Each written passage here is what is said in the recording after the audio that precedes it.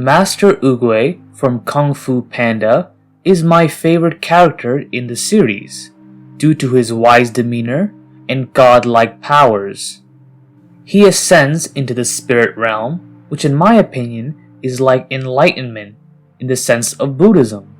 So in this video, I'm going to go over how to mimic Oogway to a certain level. Before I begin, if you enjoy this type of content and want to see more, make sure to like and subscribe. Now, there are two sections into becoming Oogway. The first is physical. Physical exercise has been scientifically proven to have a number of benefits for you. It builds muscle, strengthens bones, decreases mortality, lowers blood pressure, improves brain health, etc. So it is important to perform general exercises like weightlifting and cardiovascular exercises to grow both physically and mentally. In the scope of this video, the mindset of Master Oogway could be better achieved thanks to the hormones released during exercise, such as serotonin and the reduction of cortisol, which is a stress hormone. Along with this, you want to train in martial arts, as it provides the same benefits as it is a physical activity, but also gives you self-discipline, confidence, defensive capabilities, etc. Now, you can't stop bullets or knives like an immortal cultivator, but you're better off with it than without it. You become more comfortable in a stressful scenario like in a fight, and can think more clearly and more objectively than with emotions and fear controlling you. I also theorize that martial arts in itself, at least specific portions of training, can be considered meditation from a specific perspective.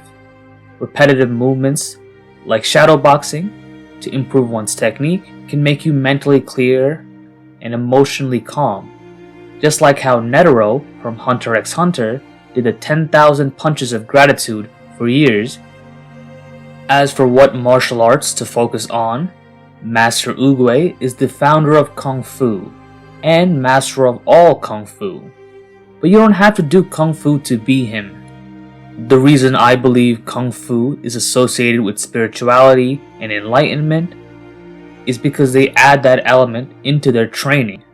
In the case of Shaolin monks, according to LearnShaolin-Kung-Fu-in-China.com, a bulk of a monk's schedule includes Kung Fu training, Buddhist lessons, and Qigong, while modern martial arts do not incorporate this, so you have to take the initiative to adding it into your own routine.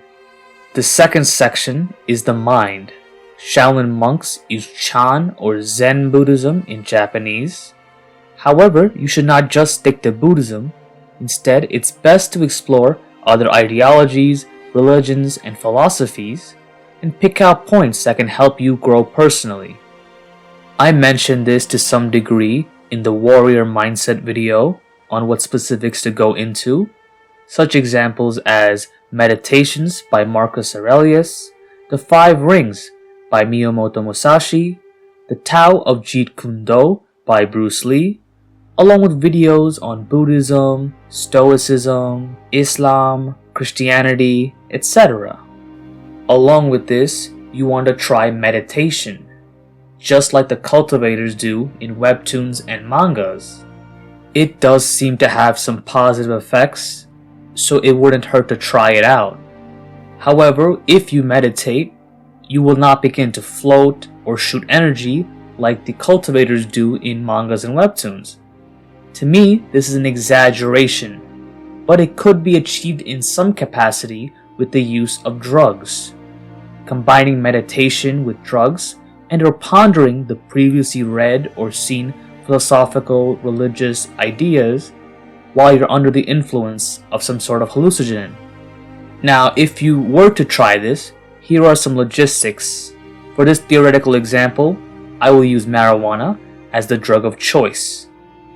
As of this recording, marijuana is legal in 19 of the 50 states for recreational use. The combination of meditation and marijuana is not a new concept. In fact, in the Attribution, it is described as one of the 5 sacred plants and associated with the Hindu god of destruction, Shiva, as it helps him focus his powers to do good, according to a BBC article. There's also a business called Ganja Yoga, which seems to combine THC and yoga and probably meditation, and they do both online and in-person classes. You want to procure the marijuana if it's legal in your area for recreational use. I would say edibles are preferred because you can measure more accurate amounts needed using a food scale to achieve a high without beginning to space out or blank on what happened. You'd want to do this later in the day so you can finish up any work you need to do and not stress about it. Make sure you don't drive and follow all the other laws pertaining to marijuana. Have some food and lots of water on hand, and you can find more details on THC all over the internet, including benefits, possible negatives, legality, etc. Once you start feeling the effects, you can try meditating as I mentioned before, and you may even want to try the yoga as well.